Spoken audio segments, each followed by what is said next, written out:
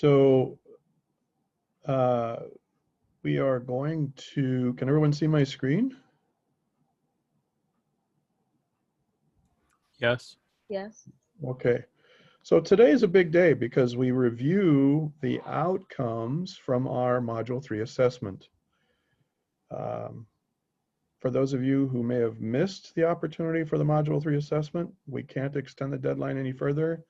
We did that for the first two modules, but as time goes on and we get further into the semester, the additional latitude just isn't there anymore. So what I want you to do is to pay attention. If this is true in your case, I want you to take a look at what we post and what we cover today, and you will have a chance to log some credit for the Module 3 assessment. It will only be the retake, the alternate version of the Module 3 assessment. So that'll be your one shot to get some points on the board for Module 3. Are there any questions about what I've discussed so far?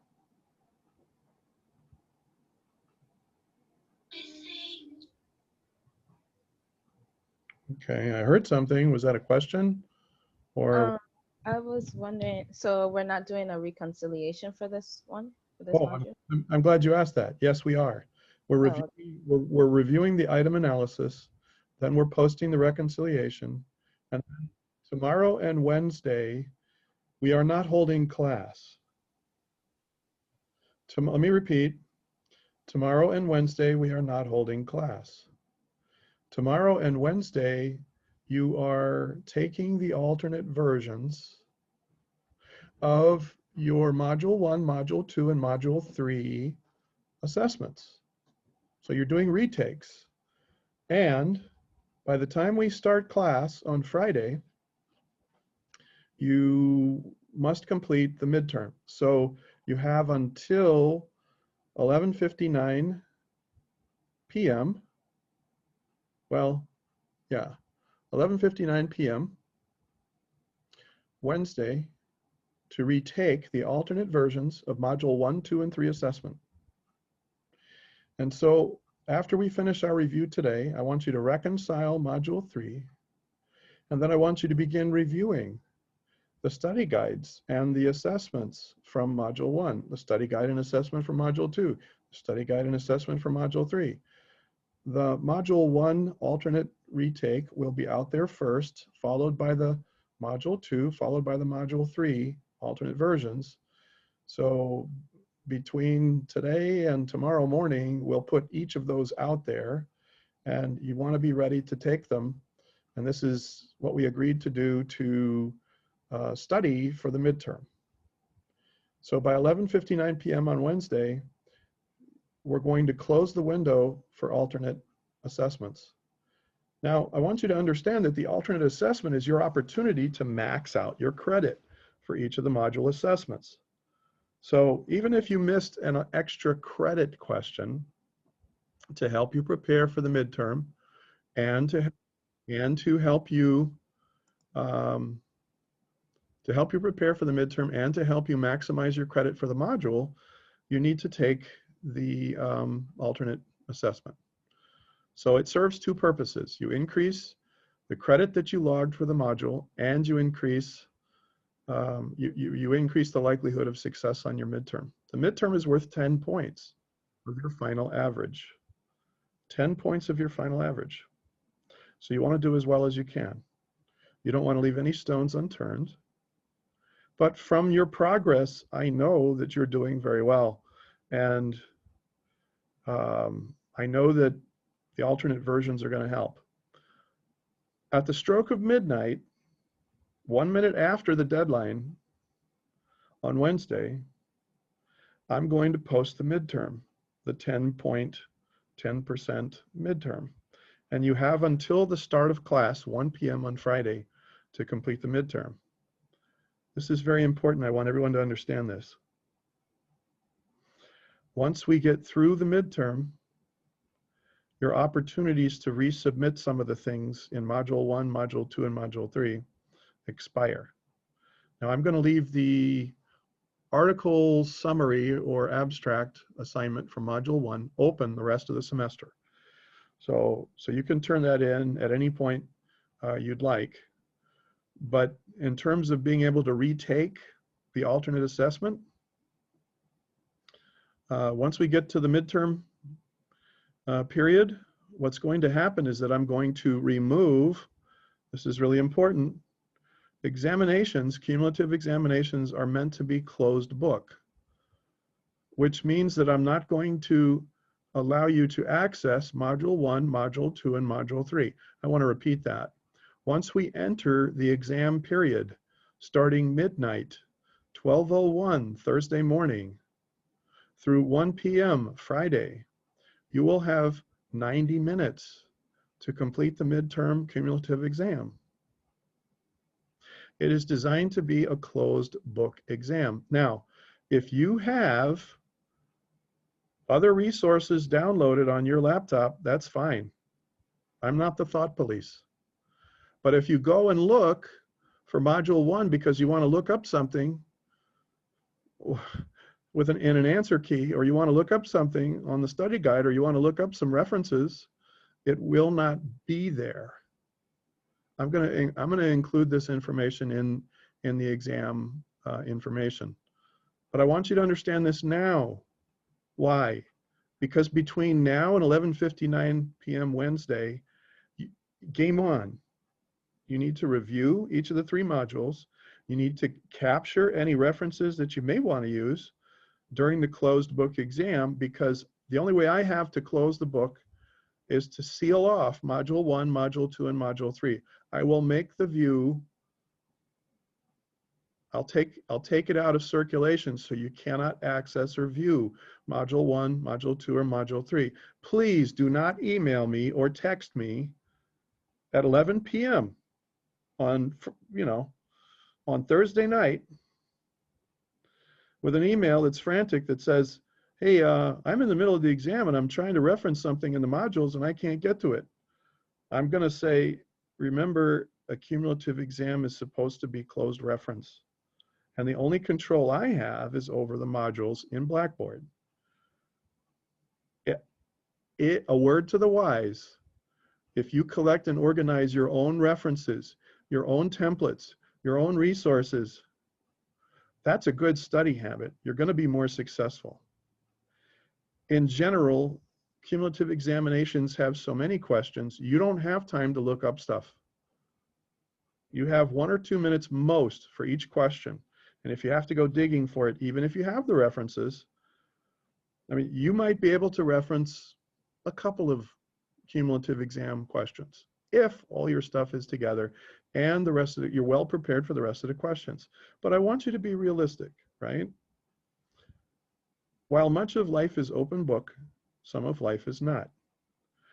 And while I've given you every assessment to this point for your own benefit and edification, I want you to understand that the cumulative exams, midterm and final at the end of the semester, are assessments that are for my benefit, because I want to understand how well your learning is coming along, whether the stuff that we've been doing in terms of the course activities is actually taking root. And I need an assessment for my own purposes as an instructor as well. That's why it's structured so differently. Does everybody understand? Are there any questions? No question. Okay. Now, I know that if you get all your stuff together and you take those alternate versions for retakes, you log more credit and you get your, you get the module resources organized. By the time we hit the period for the midterm, you'll be in good shape. So without further ado, I'm going to go ahead and pull up the screen for the basic statistics for the Module 3 assessment. In the Module 3 assessment, there were 3 students out of the class that did not take the assessment before the cutoff point, the deadline. So you'll notice that there were 11 students, 3 did not take it. Of the 11 students who took it, can everybody see this screen here? I can see it. Okay, great. Thank you. Okay, so there was a range of variation in scores, 1.25 points, right? The minimum value was right at 2.9, just below 3, and the max value was a 4.1, so it was a challenging exam. The average student, the average score for the students who did take it was a 3.5. And if you look at how that's out of a scale of 5 points total, that's a 70. That's right where we want to be. We had one student that got a B in the 80s, one student that got a C, 5 students that got a C, 4 that got a D, and then one that was below the water line for passing. So obviously this was a more challenging assessment, right? But that's why we're doing the item analysis and the walkthrough. All right, so without further ado, what I'm going to do now is pull up the item assessment, the item analysis. And I need to manipulate this thing so that we have to show all items are showing an average score, lowest to highest. Yes. Okay, so I'm going to print this.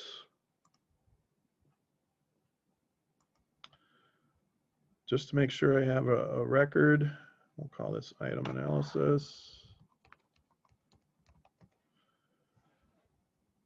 All right, so again, there were a number of poor questions or cannot calculate questions, which means we had a large agreement on 8 of the questions, 8 of the 17 possible questions, which means students answered consistently and correctly for those items. And the basic algorithm that's used to statistically analyze how quality the assessment was couldn't calculate or thought it was poor because so many students responded in a similar way and very few students. There weren't a lot of differences in student answers. Once again, the Blackboard rubric and algorithm for item analysis of assessment does not account for mastery learning, so we expect that. I want you to see that there were 7 easy questions, 7 medium questions, and 3 hard questions. That's an excellent mix. And that's about the level of difficulty we want to keep this for the rest of the course. What am I saying? It's not going to get any harder in this course. But we are going to have some hard questions, more than we did when we first started. And I just want you to be aware of that, okay? So we did have a good mix, easy, medium, and hard. And we didn't overload the hard questions. So that's the kind of thing we want. All right, these first questions we're probably going to skip over, but we'll work our way from the bottom up like we did before. We'll start at the bottom where most students did not get the question correct. All right, the bottom item was the question about million-plus transistors. More than 1 million basic transistors are used to build what common computer component? There was a website link in your study guide. When you clicked on it, it talked about how if you have more than 1 million transistors, it was the ultra large scale integrated chip that included more than 1 million basic transistors. Now it also talked about VLSI, which is a different scale. You notice that that answer is not listed here. Your study guide talks about how large numbers of transistors stuffed into a chip are used to build VLSI, and this is a true statement. And I actually included millions in the study guide, right? And I want you to understand that there's a scale, right? So VLSI chips are the most common. And together, there are millions of chips. I may need to reword or revise the study guide. But if you went to the website, you would find, well, first of all, you don't see VLSI as an answer choice.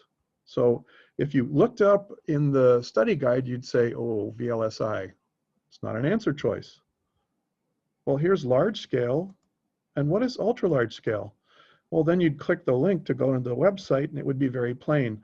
Large scale is too small. That's only hundreds or thousands of chips, I think. or maybe VLSI is thousands of chips and large scale is hundreds. It has a scale. CMOS TTL chips are a special kind of chip, and integrated circuits, that's just the whole category of chips.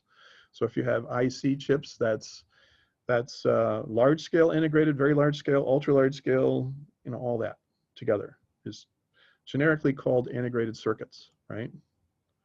Are there any questions about this assessment item? No question. Okay. So what's happening here?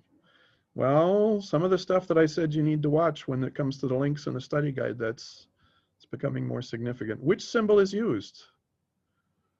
Okay, so which symbol is commonly used to represent the XOR function?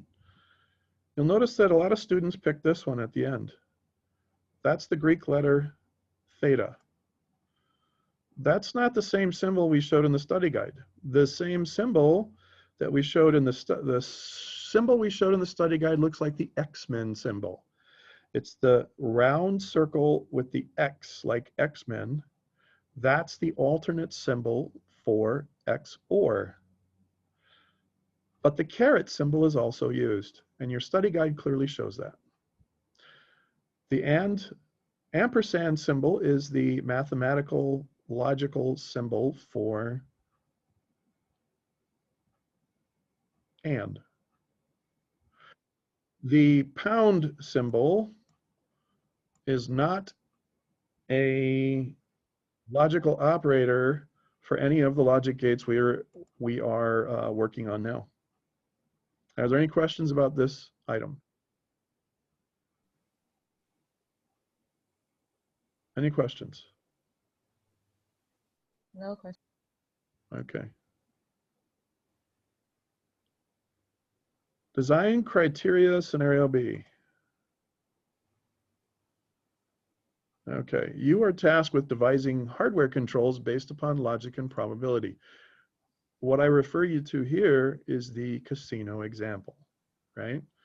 If you want to design a compound logic gate, a complex logic gate that's going to control the level of logic and probability that there's a true outcome, basically there are certain patterns that are reflected in the study guide. It says you are told to decrease the odds that a desired outcome, a true outcome, will occur. In other words, it's time to throw the switch and shear the sheep. In the casino example, we're saying we want to decrease the odds that somebody will win. We want to decrease the odds that it's true. Another criteria of the task is that you must begin your design with components known to be more restrictive when it comes to true outcomes. So your design has to show the AND. AND is a more restrictive logic gate than OR. OR is the most permissive. All but one are true for the OR. It is the most permissive of all the logic gates. The most restrictive logic gate there is the AND. So you have to begin your design. As you're drawing out your design, you want to draw more, you want to use ANDs as the first logic gates to receive the inputs, right? Okay, so the use of AND logic gates first is best. That's one of the choices. Use of the OR logic gates first is best has never been indicated at any of the scenarios we've discussed in class. We've never shown you a diagram where you use OR first. But if you wanted to increase the likelihood of truths, you could simply start your design with more ORs instead of ANDs. Here's the other choice. Initial logic gates should be configured in serial versus parallel. What do we mean by that? In the casino example, there's a 4-input AND. This is actually a serial input. This is actually a serial, so a 4-input AND. In the right example in the study guide, does everybody know what I'm talking about? The more restrictive in the casino example? It's actually a 2-input AND that's fed into another 2-input AND that's fed into another 2-input AND. So you have 4 inputs together. It's a serial configuration. Any questions? yes, for the this quick question was a tricky one. I know it was. Yeah, yeah. I had choose and at first and the one other answers, but then I had change it to or because I thought and was used after or to change the outcome. They to Yes, I understand. decrease it. Well, so if you have more ands next to each other, that means you're arranging your ands in parallel. But if you have fewer ands and you have multiple inputs, ands with more inputs, they're strung together in series. There's a 2-input and connected to a 2-input and connected to a 2-input and connected to a 2-input and. And I'm in the wrong study guide, I think. Hold on. Hold on. Yeah, you in module 4. I'm in module 4. Yeah. Module 3. I already moved. I'm getting ready for module 4. My bad. That's not the one that's out on the. Here we go. Okay. Yeah, this is where we need to be. Okay, this one. So if you have an and you look inside this and, what you have are ands connected in series. Ands connected in series like this. An and that's built like this is actually a set of smaller ands connected in series. An and output feeds into another and output feeds into another and output. That's a series. Does everybody understand that? Yeah, that's understandable now. Yeah, and then if you have something that's like, if you have something like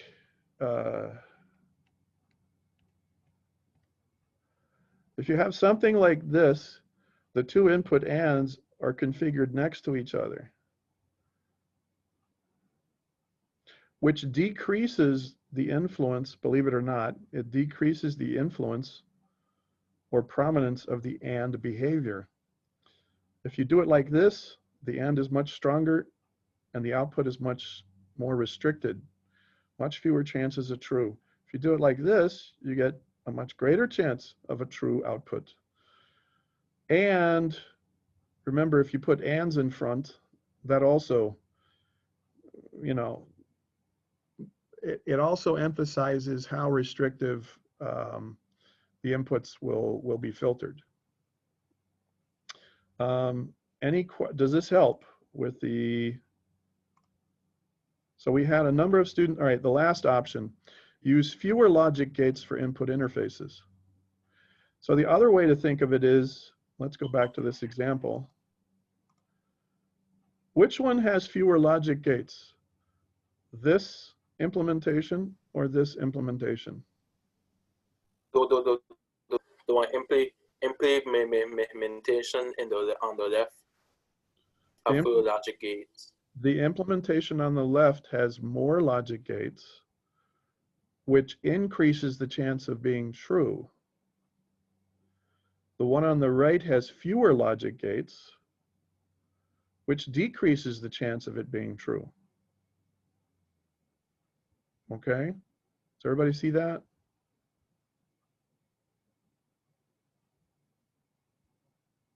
Yeah, I understand. So if you use more and smaller components, you have more control. If you have fewer components, right, then the behavior of those components is a lot more prominent, and there's a lot more ands. See, another way to think of this is the number of inputs for ORs. I want everybody else to see if, let's see if we can explain this another way yet. Okay? Let's look, all right, so another way to express this, and I could put this in the alternate version of the retake for module 3. Look at the number of inputs that go into AND. 1, 2, 3, 4, 5, 6, 7, 8. Now let's look at the number of inputs that go into OR. 1, 2, 3, 4, 5, 6. ORs are more permissive. We have 6 inputs fed into ORs. We have 8 inputs fed into ANDs. So the behavior of the ORs has a greater chance of being expressed. Okay? The permissive logic gate. Look at this one. We have the same number of inputs for ANDs. How many inputs do we have for the OR this time? Only one. Yeah, only one OR. So we only have 2 inputs for the one OR. My gosh, that's only a third of the number of ORs, right? So there's much less OR in this diagram. Both use ANDs and ORs.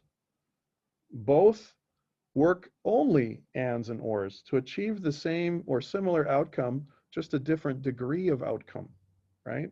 So another way to look at it is to think of, if you have a greater number of smaller components, you have more control over how to shape the behavior, right? Again, this is like colors for an artist on a palette, right? It's a different kind of creativity, and it is challenging because it's not the kind of thing that we mess with very often. But the people that get it get those 6-figure, $100,000 plus per year jobs with Intel or AMD or NVIDIA. In this case, we only have 2 ORs, 2 inputs with 1 OR, so the OR is greatly reduced in this scenario, meaning it's not going to let through as many truths, or lets all the truths through, more so than any other, and lets fewest through, less than any other. What we're doing is connecting these in a way that ramps up or ramps down that result, okay? Now we had another question like this, and it kind of flipped the scenario. I asked, okay, you have to reduce the number of chances being true, you have to increase the number of chances being true, and the reverse answer choices were the case. So what am I saying? There was another question just like this, except instead of decrease, it was increase. We'll get to that in just a minute. Are there any other questions about this particular assessment item?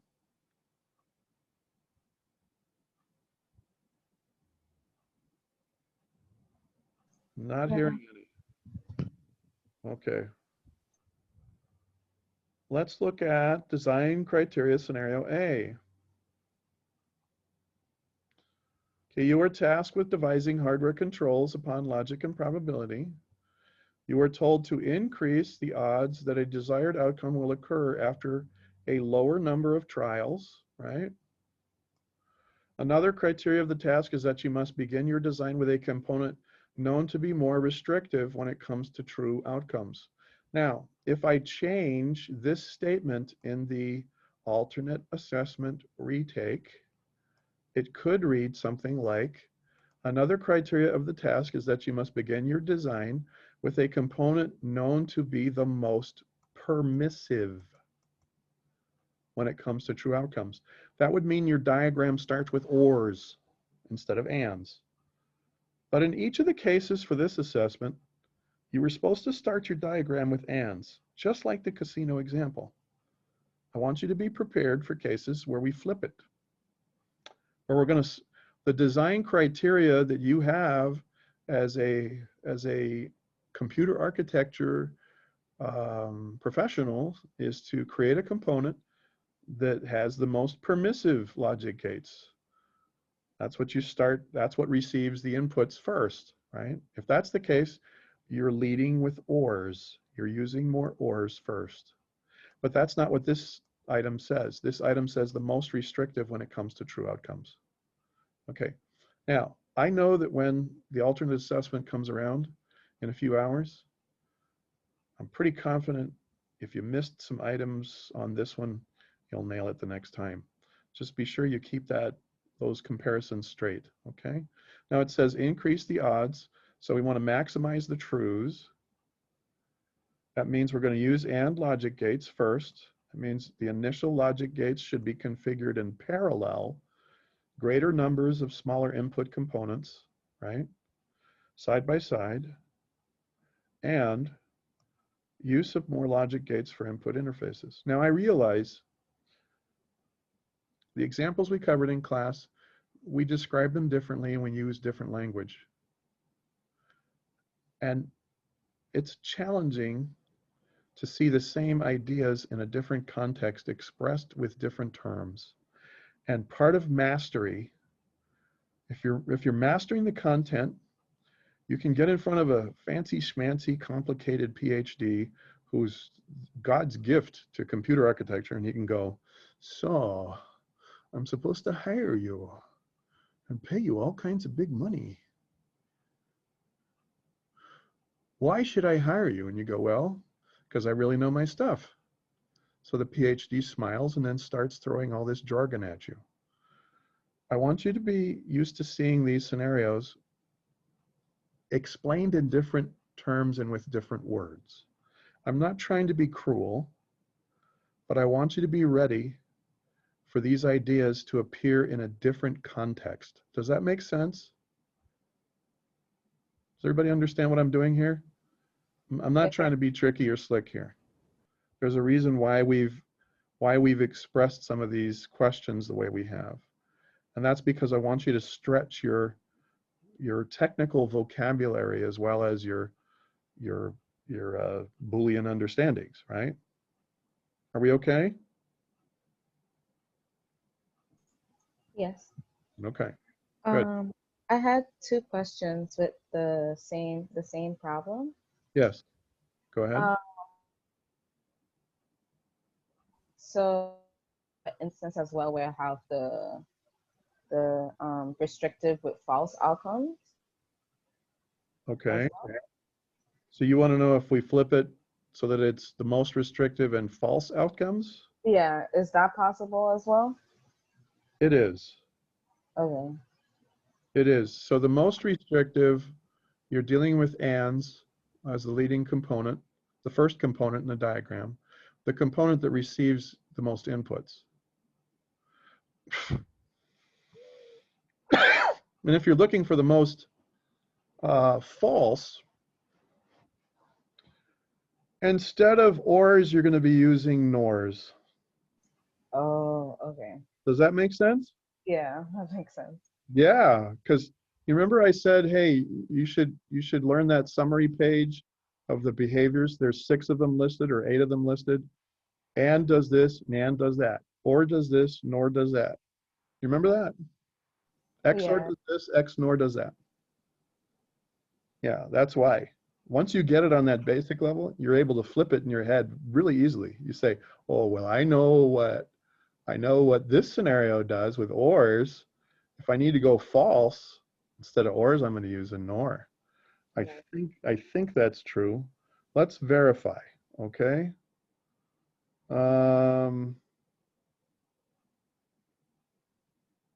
Mostly falses. Yeah, I wonder if it's XNOR. It's either NOR or XNOR. This one, canonical summary.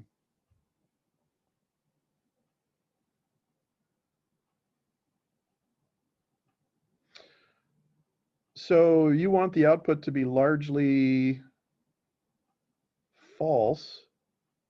Right. Which kind of canonical is going to be the most prominent in that case? If most of your outputs are false, which one are you going to use, the standard or the reverse?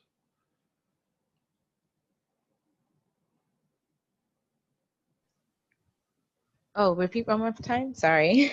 Okay, you said you wanted the most false outcomes. Right.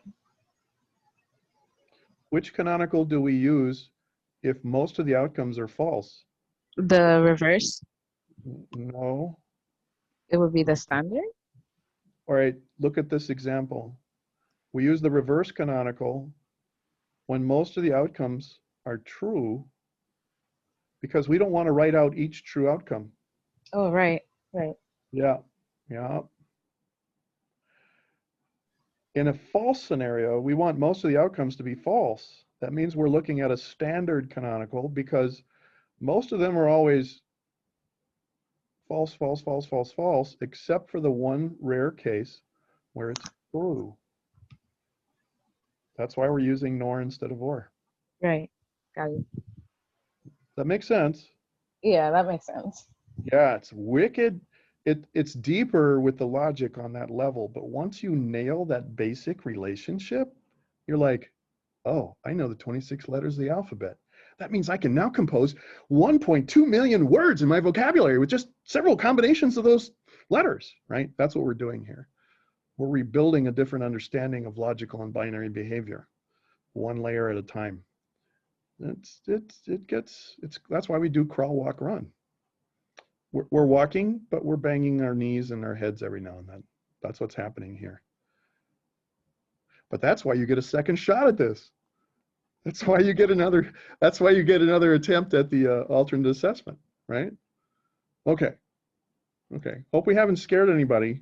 If you feel like running from the room screaming with your hands in the air, just stop and tell me you need a breather, right? And we'll slow it down and we'll back up. Are we good to continue?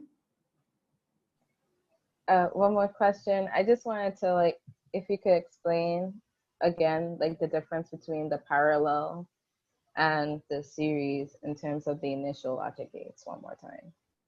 Yes.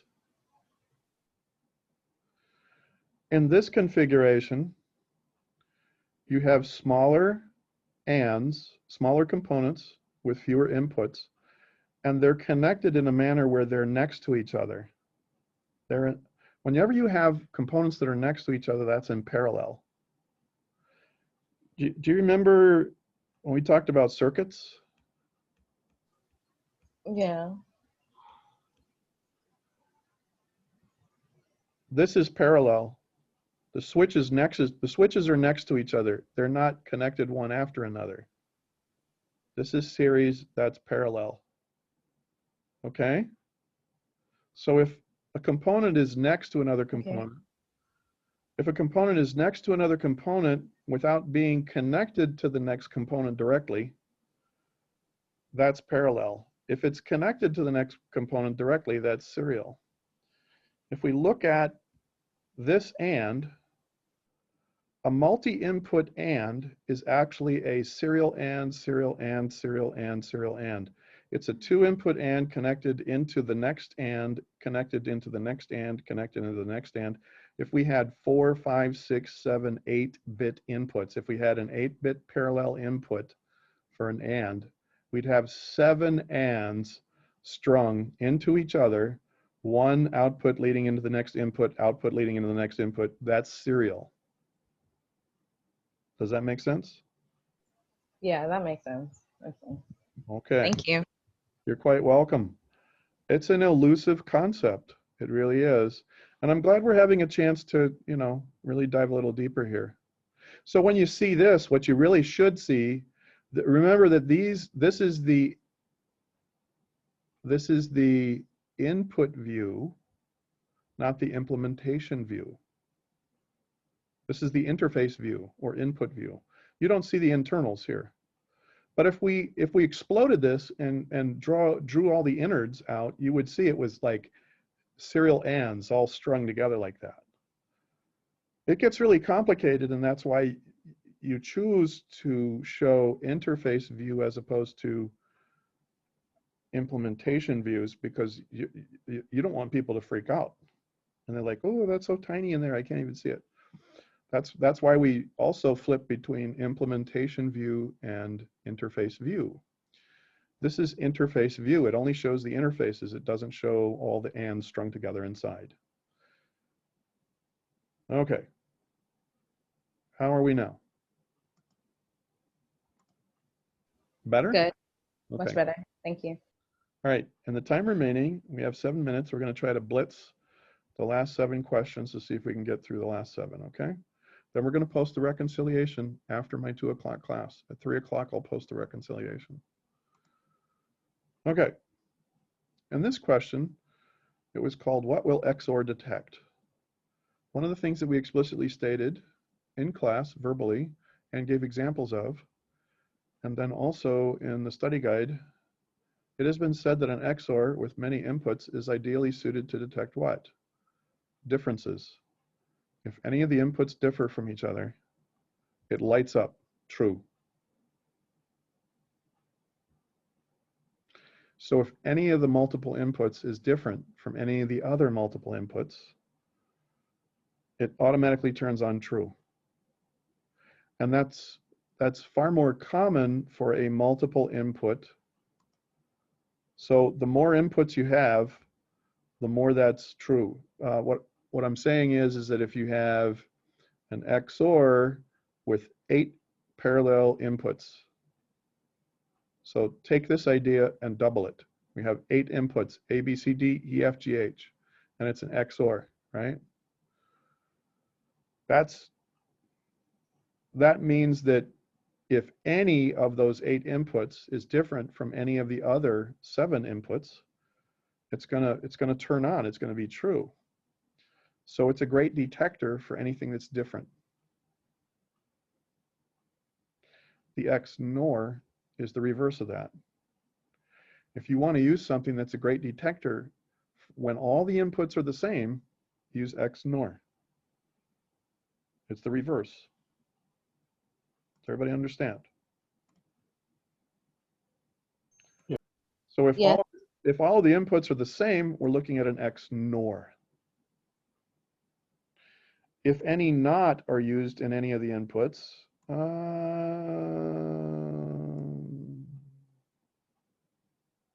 well, there are nots used in a lot of different logic gates, and NANDs and XNORs and XORs in the implementation inside differentially, right?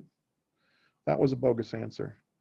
If any XNOR implementation are used, right, that's the reverse case. If any of the inputs are the same, if they're all identical, right? So if I say, oh, you want one that's ideally suited to show or flag or report true if all of the inputs are identical. They're all false, they're all true,